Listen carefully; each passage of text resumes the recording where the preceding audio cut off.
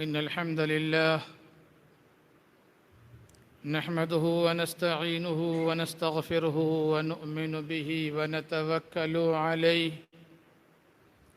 ونعوذ بالله من شرور أنفسنا ومن سيئات أعمالنا من يهده الله فلا مضل له ومن يضلله فلا هادي له وأشهد أن لا إله إلا الله وأشهد أن محمدًا عبده ورسوله. أعوذ بالله من الشيطان الرجيم من حمده ونفخه ونفثه. بسم الله الرحمن الرحيم. يا أيها الذين آمنوا اتقوا الله حق تقاته ولا تموتن إلا وأنتم مسلمون. يا أيها الناس اتقوا ربكم الذي خلقكم من نفس واحدة وخلق منها زوجها وبث منهما رجالا كثيرا ونساء واتقوا الله الذي تساءلون به والأرحام إن الله كان عليكم رقيبا. يا أيها الذين آمنوا اتقوا الله وقولوا قولا سديدا يصلح لكم أعمالكم ويغفر لكم ذنوبكم ومن يطع الله ورسوله فقد فاز فوزا عظيما. أما بعد فإن خير الحديث كتاب الله وخير الهدي هدي محمد صلى الله عليه وسلم وشر الأمور محدثاتها وكل محدثة بدعة وكل بدعة ضلالة وكل ضلالة في النار. بسم الله الرحمن الرحيم.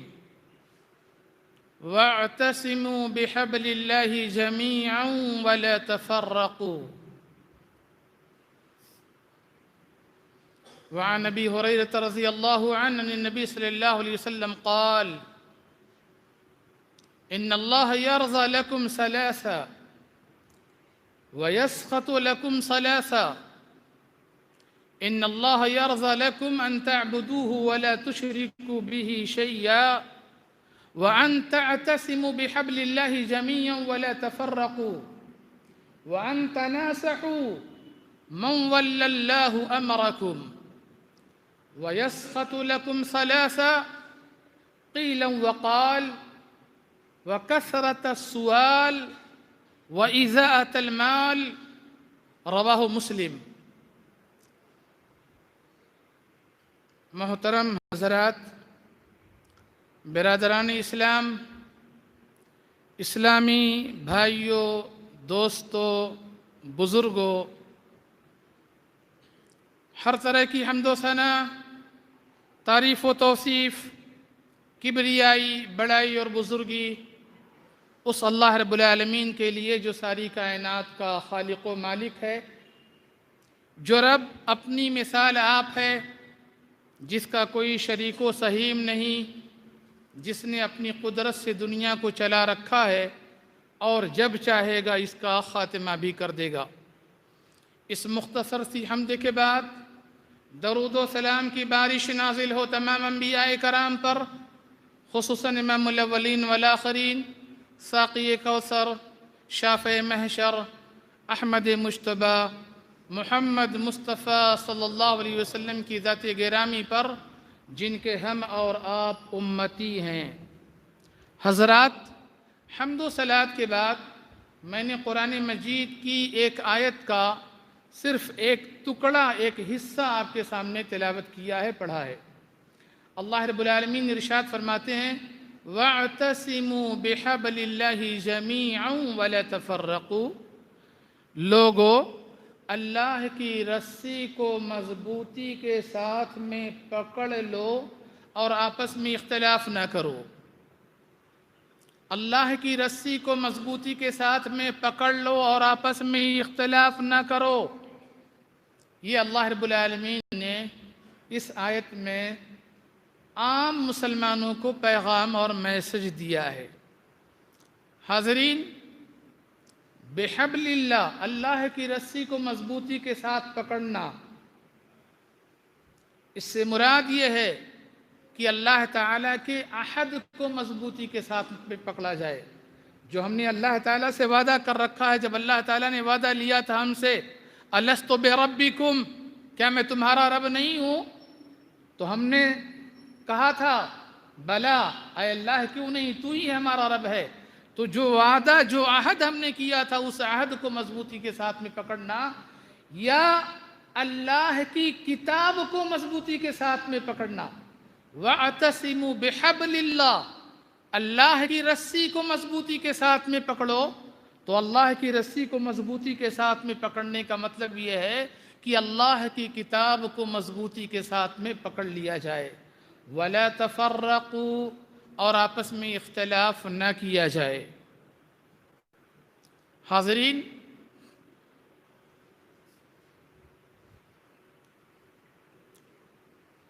قبل از اسلام مدینہ میں دو قومیں آباد تھیں، ایک اوس اور دوسری خزرج۔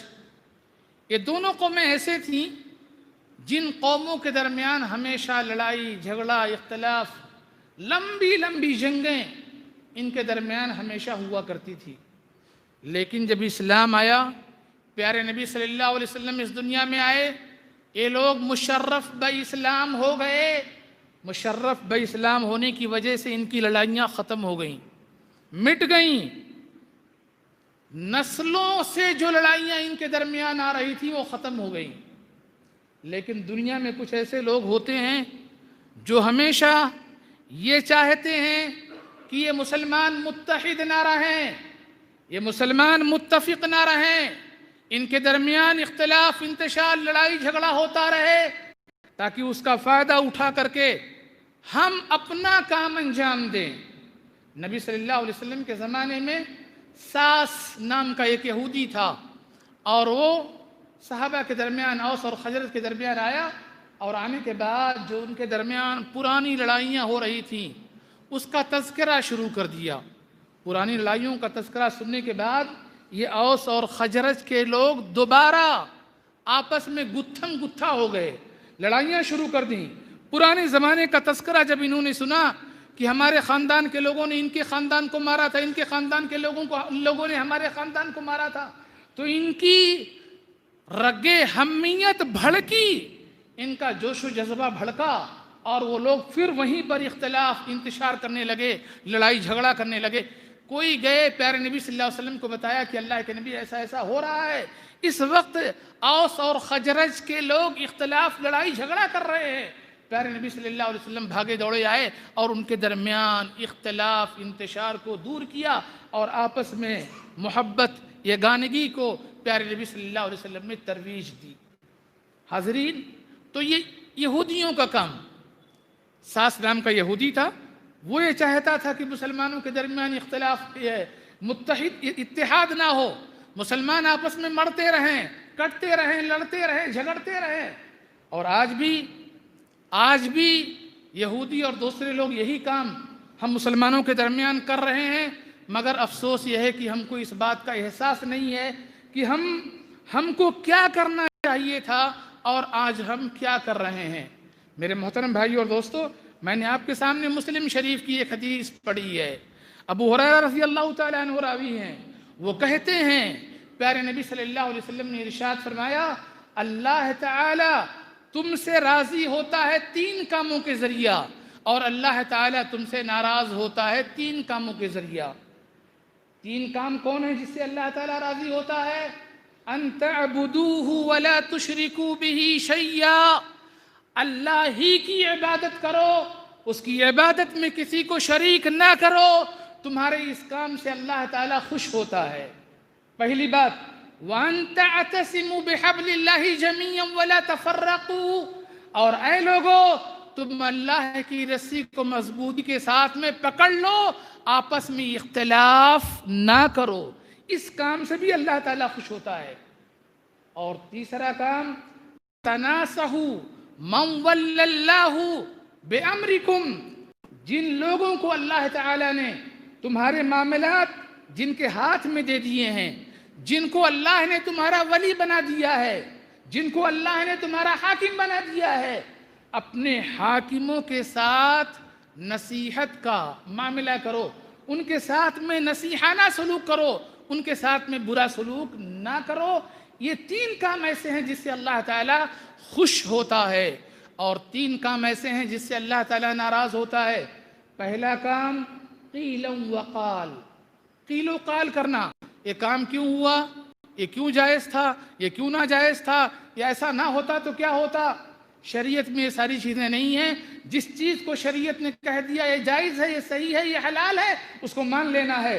جس چیز کے بارے میں شریعت بتا دیا یہ چیز ناجائز ہے، حرام ہے، غلط ہے، اس کے قریب نہیں جانا ہے۔ ہمارا دماغ قبول کرے نہ قبول کرے، ہر 2 صورتوں میں جو اللہ نے جائز کہا مان لیا جائے، جو اللہ نے حلال کہا مان لیا جائے، جو اللہ نے حرام کہہ دیا، ناجائز کہہ دیا، اس کو مان لیا جائے۔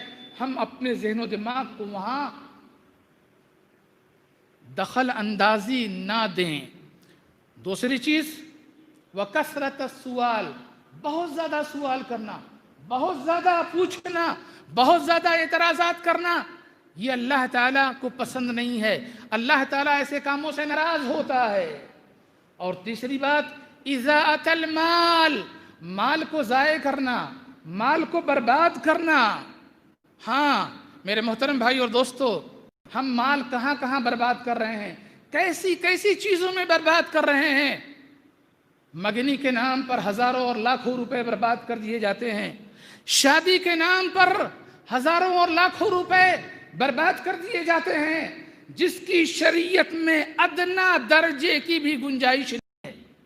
شریعت میں جن کاموں کو ہم انجام دے رہے ہیں مگنی کے نام پر، جن کاموں کو ہم انجام دے رہے ہیں شادی کے نام پر، شریعت میں اس کی ادنا درجے کی بھی گنجائش نہیں ہے۔ تو میں عرض یہ کر رہا ہوں، میرا یہ ٹاپک نہیں ہے، میں عرض یہ کر رہا ہوں کہ 3 کام ایسے ہیں جس سے اللہ تعالیٰ خوش ہوتا ہے۔ اللہ کی عبادت کی جائے، تنہا اللہ کی عبادت کی جائے، اللہ بہت خوش ہوتا ہے۔ قرآن و حدیث کو پکڑا جائے، اللہ بہت خوش ہوتا ہے۔ اور جو آپ کے ولی ہیں، آپ کے معاملات کے مالک ہیں، آپ کے حاکم ہیں، ان کے ساتھ ناصحانہ کردار ادا کیا جائے، اللہ اس سے بہت خوش ہوتا ہے۔ اور وہ 3 کام جس سے اللہ ناراض ہوتا ہے، قیل و قال کرنا، بہت زیادہ سوال کرنا، اپنے مال کو برباد کرنا۔ حضرات میرا میسج کیا ہے؟ میں نے یہ حدیث کیوں پڑھی آپ کے سامنے؟ یہ بتانے کے لیے کہ جب ہم اللہ کی رسی کو مضبوطی کے ساتھ میں پکڑیں گے تو اللہ تعالیٰ ہم سے راضی ہوگا، اللہ ہم سے خوش ہوگا۔ اور جب اللہ ہم سے راضی اور خوش ہوگا تو ہماری دنیا بھی اچھی ہوگی، ہماری آخرت بھی اچھی ہوگی۔ لیکن اگر ہم ایسے کام کریں گے جو اللہ کو ناراض کرنے والے ہوں، چاہے وہ قیل و قال ہو، کثرت سوال ہو، اضاعت مال ہو، تو ایسی صورت میں میرے محترم بھائی اور دوستو، ہماری دنیا بھی بگڑے گی اور ہماری آخرت بھی بگڑے گی۔ حاضرین، حضرت ارباز بن ساریہ رضی اللہ تعالیٰ عنہ نے کہا، وعظنا رسول اللہ صلی اللہ علیہ وسلم موعظة بلیغة ظرفت منها العیون ووجلت منها القلوب كأنها موعظة مودع قلنا اوصنا یا رسول اللہ قال اوصيكم بتقوى الله والسمع والطاعة فإنه من يعش منكم من بعدي فسيرى اختلافا كثيرا فعليكم بسنتي وسنة الخلفاء الراشدين المهديين عضوا عليها بالنواجذ۔ بخاری اور مسلم دونوں حدیث کی کتابوں میں حدیث موجود ہے۔ ارباز بن ساریہ رضی اللہ تعالیٰ عنہ فرماتے ہیں، پیارے نبی صلی اللہ علیہ وسلم نے ہم کو وعظ کہا، دینی وعظ کہا، تبلیغ کی باتیں کہیں، لیکن آپ کی باتیں ایسی تھیں جس سے ہماری آنکھوں سے آنسو جاری ہو گئے، ہمارے دلوں کو جلا بخشی آپ کی وہ باتیں۔ ہم نے یہ سمجھا گویا کہ یہ آپ کی زندگی کا آخری خطبہ ہے۔ تو ہم نے کہا اللہ کے نبی آپ ہم کو کچھ اور نصیحت فرما دیں۔ آپ صلی اللہ علیہ وسلم نے فرمایا علیکم بالسمع والطاعہ، لوگو سنو اور مانو، جو تمہارا حاکم ہے، جن کے ہاتھ میں تمہارے معاملات ہیں، وہ جو کہتا ہے اس کی بات سنو اور سننے کے بعد چھوڑو مت، اطاعت کرو، فرما برداری کرو، اس کی مانو اس کی بات کو۔ اس کے بعد آپ صلی اللہ علیہ وسلم نے کہا فَإِنَّهُ مَن يَعِشْ مِنْكُم مِّن بَعْدِي، میرے بعد جو لوگ اس دنیا میں زندہ رہیں گے، فَسَيَرَى اخْتِلَافًا كَثِيرًا، ایسے لوگ بہت زیادہ اختلافات دیکھیں گے۔ حضرات، جو لوگ میرے بعد زندہ رہیں گے وہ عنقریب بہت زیادہ اختلافات دیکھیں گے۔ ایسے اختلاف کے موقع پر، ایسے اختلاف والی گھڑی پر کیا کیا جائے؟ آپ صلی اللہ علیہ وسلم نے ارشاد فرمایا علیکم بسنتی وسنت الخلفاء الراشدین، اے لوگو تم پر میرا طریقہ اور خلفاء راشدین کا جو طریقہ ہے اس طریقے کو لازم پکڑو، مضبوطی کے ساتھ اپنے دانتوں سے اس کو پکڑ لو۔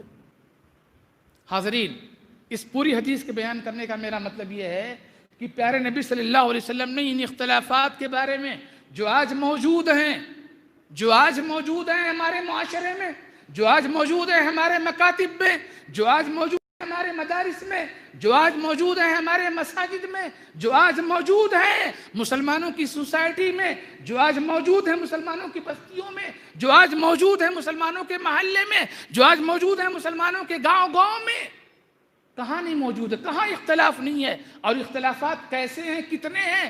اگر اس کی لسٹ میں گناؤں گا تو میں سمجھتا ہوں 10 منٹ تو لسٹ گنانے میں مجھے لگے گا، کتنے اختلافات ہیں۔ تو یہ سارے اختلافات پیارے نبی صلی اللہ علیہ وسلم نے پہلے کہہ دیا تھا انہو من یعیش منکم من بعدی فسیری اختلافا کثیرا، لیکن اس اختلاف کے موقع پر میری سنت کو، میرے طریقے کو اور خلفاء راشدین کے طریقے کو لازم پکڑنا۔ آج ہم دیکھ رہے ہیں گھر گھر میں اختلاف، خاندان میں اختلاف، محلے میں اختلاف، کہاں اختلاف نہیں ہے؟ اسی لیے پیارے نبی صلی اللہ علیہ وسلم نے ارشاد فرمایا تھا لا تحاسدوا ولا تباغضوا ولا تدابروا ولا تناجشوا وكونوا عباد اللہ اخوانا، اے لوگو آپس میں حسد مت کرو، ایک دوسرے کے ساتھ میں جلن، کینہ، کپٹ، بغض، عداوت، دشمنی مت رکھو۔ لا تحاسدوا، حسد مت رکھو، ولا تباغضوا، بغض مت رکھو، ولا تدابروا، ایک دوسرے کے پیٹھ پیچھے کسی کی برائی مت بیان کرو، ولا تناجشوا، اور کسی کی ٹوہ میں مت لگے رہو، فلاں آدمی کہاں جا رہا ہے، کیا کر رہا ہے، کہاں گیا، کہاں آیا، اس کا بزنس کیا، اس کی روزی روٹی کیا، وہ کہاں آ رہا ہے، کہاں جا رہا ہے، نہیں۔ وَكُونُوا عِبَادَ اللَّهِ إِخْوَانًا، اور سارے کے سارے اللہ کے بندے بھائی بن جاؤ، سارے کے سارے اللہ کے بندے بھائی بن جاؤ۔ یہ پیارے نبی صلی اللہ علیہ وسلم نے ہم کو میسج اور پیغام دیا۔ میرے محترم بھائی اور دوستو، پیارے نبی صلی اللہ علیہ وسلم صحابہ کے سامنے بیٹھے ہوئے ہیں، آپ نے ارشاد فرمایا ابھی ایک شخص آنے والا ہے جو جنت میں جائے گا۔ صحابہ بڑے اچنبھے میں، تعجب میں دیکھنے لگے کہ آخرکار وہ شخص کون ہے جو جنتی ہے۔ تھوڑی دیر کے بعد ایک صحابی آتے ہیں جن کے چہرے اور جن کی داڑھی کے بالوں سے پانی ٹپک رہا تھا، اور وہ اپنی جوتی اپنے ہاتھ میں اٹھائے ہوئے جا رہے تھے۔ دوسرے دن پھر اسی میں صحابہ بیٹھے ہوئے تھے، اور پھر آپ نے ارشاد فرمایا ابھی ایک شخص آئے گا جو جنتی ہے۔ صحابہ نے پھر سوچا کہ دیکھیں وہ شخص کون ہے، پہلا والا آدمی ہے کوئی دوسرا ہے۔ دوسرے دن بھی وہی صحابی اسی وقت میں آتے ہیں، اسی حالت میں، چہرے سے وضو کا پانی ٹپک رہا ہے، ہتھیلی میں آپ نے اپنے جوتوں اور چپل کو پکڑ لیا ہے اور پاس ہو گئے۔ تیسرے دن بھی یہی معاملہ ہوا، آپ نے کہا بھی ایک شخص آئے گا جو جنتی ہے، اور تیسرے دن بھی وہی صحابی آتے ہیں، عبداللہ بن عمر جو حضرت عمر کے بیٹے ہیں، وہ اس صحابی کے پیچھے پیچھے ان کے گھر تک جاتے ہیں اور کہتے ہیں کہ دیکھو بھائی معاملہ یہ ہے، میرے اور میرے والد کے درمیان اختلاف ہو گیا، لڑائی ہو گئی، جھگڑا ہو گیا ہے، اس لیے آج کی رات میں آپ کے گھر میں گزارنا چاہتا ہوں، آپ مجھے پرمیشن دے دیں، اجازت دے دیں۔ کہا ٹھیک ہے کوئی مسئلہ نہیں، رہ جاؤ میرے گھر میں، بستر بچھا دیا، وہ صحابی سو گئے، لیکن سوئے نہیں تھے، وہ دیکھ ہی رہے تھے کہ جس صحابی کے بارے میں پیارے نبی صلی اللہ علیہ وسلم نے یہ کہا ہے کہ یہ جنتی ہے، رات میں وہ صحابی کون سا عمل انجام دیتے ہیں؟ تہجد کی نماز پڑھتے ہیں، ساری رات قرآن پڑھتے ہیں، ذکر و اذکار کرتے ہیں، خیرات کرتے ہیں، کون سی نیکیاں کر رہے ہیں جس کی وجہ سے پیارے نبی صلی اللہ علیہ وسلم نے کہا ہے کہ یہ جنتی ہیں؟ سارے رات وہ ٹوہ میں لگے رہتے ہیں، دیکھتے ہیں کہ آخرکار معلوم ہو جائے کہ کس بنیاد پر پیارے نبی صلی اللہ علیہ وسلم نے ان کے جنتی ہونے کی بشارت دی ہے۔ صبح ہو گئی، کوئی عمل انہوں نے نہیں دیکھا، نہ تہجد کی انہوں نے نماز پڑھی، نہ رات میں اٹھ کر کے قرآن پڑھا، نہ دعائیں مانگی، کچھ نہیں، ذکر و اذکار کچھ نہیں کیا۔ آخرکار صبح ہونے کے بعد اس صحابی نے سامنے والے صحابی سے پوچھ ہی لیا کہ آخرکار آپ صلی اللہ علیہ وسلم نے آپ کے بارے میں کہا تھا کہ آپ جنتی ہیں، تو آخرکار ایسا کون سا عمل آپ انجام دیتے ہیں؟ انہوں نے کہا کہ دیکھو بھائی، میں بہت زیادہ روزے نہیں رکھتا، میں بہت زیادہ نمازیں نہیں پڑھتا، میں بہت زیادہ صدقات و خیرات نہیں کرتا، لیکن اتنی بات ضرور ہے کہ میرا یہ سینہ کینہ سے خالی ہے، میرا یہ سینہ کینہ سے خالی ہے۔ وہ سینہ جس میں کینہ ہو وہ سینہ نہیں اچھا۔ ہم کو اور آپ کو اپنا یہ سینہ پاک رکھنا چاہیے۔ اگر یہ سینہ پاک رکھ کر کے عبادتیں کم کریں گے تب بھی اللہ تعالیٰ آپ کی عبادت کو قبول کرے گا۔ یہ سینے کے اندر ہزار طرح کی دشمنیاں، عداوتیں، نفرتیں، بغض، عناد، یہ سب رکھنے کے بعد مصلی پہ کھڑے ہو کر کے تہجد پڑھتے رہو، ایک رات میں سارا قرآن ختم کر جاؤ، صدقات و خیرات کے انبار لگا دو۔ میرے محترم بھائی اور دوستو، ایسی عبادتوں کا کوئی فائدہ نہیں ہے۔ حاضرین، میں یہ دیکھ رہا ہوں کہ وقت ہوا چاہتا ہے۔ اللہ رب العالمین نے قرآن مجید میں ارشاد فرمایا وَلَا تَكُونُوا كَالَّذِينَ اخْتَلَفُوا وَتَفَرَّقُوا، اے ایمان والو، اے مومنو، تم ان لوگوں کی طریقے سے مت ہو جاؤ جن لوگوں نے آپس میں اختلاف کیا اور آپس میں تفرقہ اختیار کیا۔ امام طحاوی رحمۃ اللہ علیہ جو ایک بہت بڑے محدث ہیں، بہت بڑے محدث ہیں، وہ کہتے ہیں اس آیت سے ہم لوگ اس بات کو سمجھتے ہیں کہ جماعت، آپسی اتحاد یہ لازم اور ضروری ہے۔ آپسی اختلاف، رنجش، دشمنی یہ اللہ کے عذاب کو دعوت دیتا ہے۔ اس آیت کی روشنی میں امام طحاوی رحمۃ اللہ علیہ نے یہ بات کہی ہے۔ میرے محترم بھائی اور دوستو، اختلاف اللہ کا عذاب کیسے بنتا ہے اور اختلاف سے کتنے آسان مسئلے مشکل ہو جاتے ہیں، اللہ کی رحمتیں کتنی دور ہوتی ہیں، بس چند منٹ میں بات بیان کر کے میں آپ کو اپنی بات ختم کرتا ہوں۔ بخاری کی روایت ہے، عبادہ بن صامت رضی اللہ تعالیٰ عنہ راوی ہیں، وہ کہتے ہیں پیارے نبی صلی اللہ علیہ وسلم نے ارشاد فرمایا خرجت لأخبركم بلیلۃ القدر فتلاها فلان وفلان فرفعت۔ عبادہ بن صامت کہتے ہیں میں، اللہ کے نبی صلی اللہ علیہ وسلم فرماتے ہیں، میں اپنے حجرے سے نکلا تھا، اپنے کمرے سے نکلا تھا، کس بات کے لیے؟ لوگوں کو بتانے کے لیے کہ اللہ تعالیٰ نے میرے ذہن و دماغ میں یہ بات ڈال دیا ہے کہ طاق رات جس کو ہم رمضان میں ڈھونڈتے ہیں 5 راتیں، ان 5 راتوں میں سے کون سی رات طاق رات ہے؟ ایک رات کے بارے میں اللہ نے مجھے بتا دیا تھا اور یہی بات میں اپنے صحابہ کو بتانے کے لیے جا رہا تھا، لیکن جب میں نکلا اپنے حجرے سے تو میں نے یہ دیکھا کہ 2 صحابہ آپس میں لڑائی کر رہے ہیں، اختلاف کر رہے ہیں، جھگڑا کر رہے ہیں، تو میں ان کے اختلاف اور جھگڑے اور لڑائی کو ختم کرانے لگا، اس کام میں مشغول ہو گیا، اور جب وہ کام میں کرانے لگا فرفعت، تو اللہ تعالیٰ نے میرے ذہن و دماغ سے اس چیز کو، اس بات کو جو اللہ نے بتایا مجھے کہ فلاں طاق رات ہے، اس ایک رات میں عبادت کر لی جائے کافی ہے، لیکن ان کا اختلاف، ان کی لڑائی، ان کا جھگڑا جب میں ختم کرنے لگا تو یہ بات میرے ذہن و دماغ سے نکل گئی. یہ بات میرے ذہن و دماغ سے نکل گئی. کیا معلوم ہوا اس بات سے؟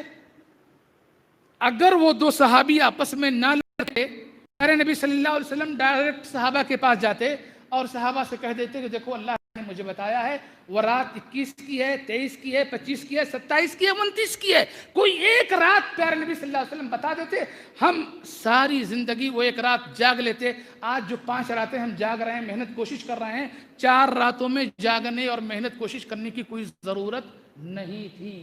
علامہ ابن حجر رحمۃ اللہ علیہ جو بہت بڑے محدث ہیں، اس حدیث کی شرح میں لکھتے ہیں کہ اختلاف و انتشار وہ بری بلا ہے، اختلاف وہ بری بلا ہے جس کی وجہ سے اللہ تعالی امتوں سے بڑے بڑے ثواب کی چیزوں کو چھین لیتا ہے، بڑے بڑے ثواب کی چیزوں کو چھین لیتا ہے، اور اللہ تعالی ایسے لوگوں کو عذاب کے اندر مبتلا کر دیتا ہے.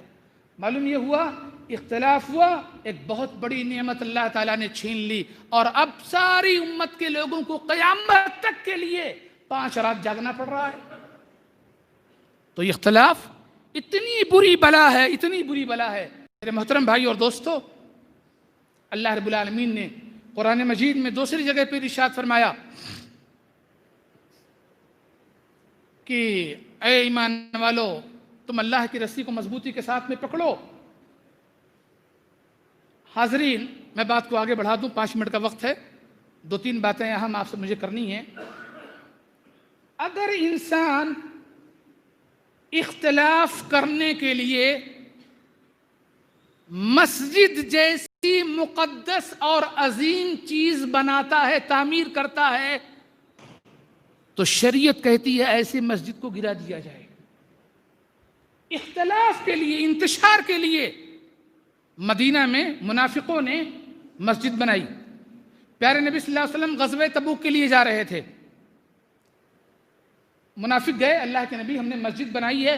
قبا جو مسجد ہے تھوڑا دور پڑتی ہے، بارش کے موسم میں، جاڑے کے موسم میں لوگوں کے لیے پہنچنا مشکل ہو جاتا ہے. اے اللہ کے نبی آپ آئیں، مسجد بن گئی ہے، آپ نماز پڑھا دیں، برکت کی دعا فرما دیں. پیارے نبی صلی اللہ علیہ وسلم نے کہا ابھی تو میں سفر میں جا رہا ہوں، غزوہ تبوک کا معاملہ ہے، جب واپس آؤں گا تو آ جاؤں گا. پیارے نبی صلی اللہ علیہ وسلم چلے گئے غزوہ تبوک کے لیے، اور جب واپس آ رہے تھے تو راستے میں ہی اللہ تعالیٰ نے قرآن مجید کی آیت نازل فرما دی. کیا کہا اللہ نے؟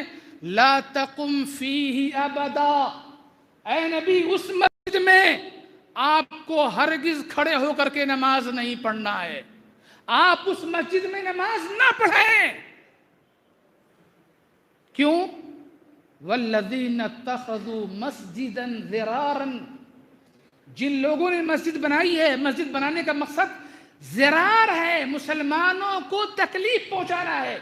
وکفرا، اور یہ مسجد کفر پر بنائی گئی ہے. وتفریقا بین المومنین، مومنوں کے درمیان تفریق، اختلاف، انتشار ڈالنے کے لیے مسجد بنائی گئی ہے. وَإِرْصَادًا لِمَنْ حَارَبَ اللَّهَ وَرَسُولَهُ مِنْ قَبْلُ، اور اس سے پہلے جن لوگوں نے اللہ و رسول کے ساتھ میں جنگ اور لڑائی کی ہے، ان لوگوں کے لیے گھات کے طور پر، یعنی ایسے لوگ یہاں لا کر کے اسلحہ اور دوسری چیزیں، یہ وہ ساری چیزیں رکھیں گے، اس لیے ان لوگوں نے یہ مسجد بنائی ہے. پیارے نبی صلی اللہ علیہ وسلم جب یہ آیت نازل ہو گئی، پیارے نبی صلی اللہ علیہ وسلم نے اپنے صحابیوں کو بھیجا اور کہا کہ جا کر کے اس مسجد گرا دو. وہ مسجد گرا دی گئی، ڈھا دی گئی. کیوں بنائی؟ کس لیے گئی تھی؟ اختلاف ڈالنے کے لیے، انتشار پیدا کرنے کے لیے، مومنوں میں انتشار، اختلاف پیدا کرنے کے لیے بنائی گئی تھی. تو اور آج اسی مسجد کے ڈھانے کو لے کر کے ایک رضوی ہے اور ایک ندوی ہے، جو دونوں گورنمنٹ کے سامنے آج کئی سالوں سے دلیل دے رہے ہیں کہ بابری مسجد کی جگہ کو بدلا جا سکتا ہے، کیونکہ جو مسجد ایک مرتبہ مسجد بنتی، ہمارا اور آپ کا یقین ہے وہ قیامت تک مسجد ہوتی ہے. لیکن وہ لوگ اسی مسجد کو دلیل دے کر کے کہتے ہیں کہ دیکھو نبی نے خود بدل دیا تھا، وہ مسجد بنی تھی، آپ نے گروا دیا، اور گروانے کے بعد جو ہے پھر وہ مسجد دوبارہ نہیں تعمیر کی گئی، لہٰذا مسجد کی زمین کو بدلا جا سکتا ہے، تبدیل کیا جا سکتا ہے. کس نے کہا؟ ایک رضوی ہے شیعہ کا اور ایک ندوی ہے دارالعلوم دیوبند کا. حاضرین، وقت ہوا اور باتیں بہت ساری تھیں جو آپ کو بطور میسج اور پیغام کے میں کہنا چاہتا تھا، لیکن مزید وقت مجھے اجازت نہیں دے رہا ہے کہ میں آپ سے کچھ کہوں۔ صرف اتنی بات مزید آپ سے میں التماس اور گزارش کروں گا کہ ہم اللہ کے لیے اپنے نفس کو چھوٹا کریں۔ افرأیت من اتخذ الہہ ہوا، اللہ نے قرآن میں کہا اے نبی بہت سارے لوگ ایسے ہوتے ہیں جو اپنے نفس کو اپنا معبود بنا لیتے ہیں۔ اللہ ان کا معبود نہیں ہے، اپنے نفس کو اپنا معبود بناتے ہیں۔ مطلب جو ان کا نفس کہے گا، دل کہے گا، وہ وہی کریں گے۔ قرآن کچھ کہے کوئی مطلب نہیں، حدیث کچھ کہے کوئی مطلب نہیں، علماء کچھ کہے کوئی مطلب نہیں، شریعت کچھ کہے کوئی مطلب نہیں۔ وہ کریں گے وہی چیز جو ان کے نفس میں ہے، دل میں ہے، جو ان کی طبیعت کہہ رہی ہے، وہ وہی کریں گے، اس سے زیادہ کچھ نہیں کریں گے۔ تو ہمارا اور آپ کا معاملہ یہ ہے کہ ہم نے اپنے نفس کو اپنا معبود بنا لیا ہے۔ قرآن کہہ رہا ہے اب جھک جاؤ، ہم نہیں جھکیں گے۔ قرآن کہہ رہا ہے بڑوں کی بات مان لیا کرو، ہم نہیں مانیں گے۔ قرآن کہتا ہے بڑوں کی عزت کرو، ہم نہیں سنیں گے۔ کیوں؟ ہمارا نفس نہیں مان رہا اس چیز کو۔ میرے محترم بھائی اور دوستو، آپ قرآن و حدیث کے ماننے والے ہیں، اہل حدیث ہیں۔ ہمارے اور آپ کے درمیان جتنی اختلافات موجود ہے، میں یہ نہیں سمجھتا کہ دنیا کی کسی دوسری قوم میں اتنے اختلافات موجود ہوں گے جتنا ہمارے اور آپ کے درمیان ہے۔ آخرکار یہ اختلافات رکھ کر کے ہم اللہ تعالیٰ کو کیا صورت دکھائیں گے، کیا شکل دکھائیں گے؟ میرے محترم بھائی اور دوستو، ہم اللہ تعالیٰ کو کوئی شکل صورت نہیں دکھا سکتے۔ قرآن مجید میں اللہ تعالیٰ نے 12 مقامات پر کہا ہے وَاتَّقُوا فِتْنَةً لَا تُصِيبَنَّ الَّذِينَ ظَلَمُوا مِنْكُمْ خَاصَّةً۔ اے لوگو تم بچو اس فتنے سے جو فتنہ صرف تمہارے ساتھ میں خاص نہیں ہوگا۔ علماء نے اس آیت کی تشریح میں لکھا ہے کہ اسی آیت کے ذریعہ صحابہ نے اسلام کے اغراض و مقاصد کو سمجھا تھا۔ اسی آیت کے ذریعہ صحابہ نے اسلام کے اغراض و مقاصد کو اپنے ذہن و دماغ میں بٹھایا تھا، اور اسی آیت کے ذریعہ صحابہ نے یہ سمجھا تھا کہ اللہ کی رسی کو مضبوطی کے ساتھ میں پکڑنا ہے اور آپس میں اختلاف و انتشار نہیں کرنا ہے۔ کیوں؟ وَاتَّقُوا فِتْنَةً لَا تُصِيبَنَّ الَّذِينَ ظَلَمُوا مِنْكُمْ خَاصَّةً۔ اس فتنے سے بچو جو فتنہ صرف فتنہ کرنے والے کے ساتھ میں خاص نہیں ہوگا، بلکہ اس فتنے کے لپیٹ میں اللہ تعالیٰ سب کو لے گا۔ مثال کے طور پر آج میں جماعت و جمعیت میں کسی معاملے میں کسی سے اختلاف کر رہا ہوں، حالانکہ اختلاف کرنے کا مجھے حق نہیں ہے، مجھے اختلاف کرنے کا حق نہیں۔ جو لوگ کر رہے ہیں وہ صحیح کر رہے ہیں، بالکل صحیح کر رہے ہیں، قرآن و حدیث کے حساب سے صحیح کر رہے ہیں، لیکن میں چونکہ میرا نفس کا میں غلام ہوں، اس لیے میں ان سے اختلاف کر رہا ہوں۔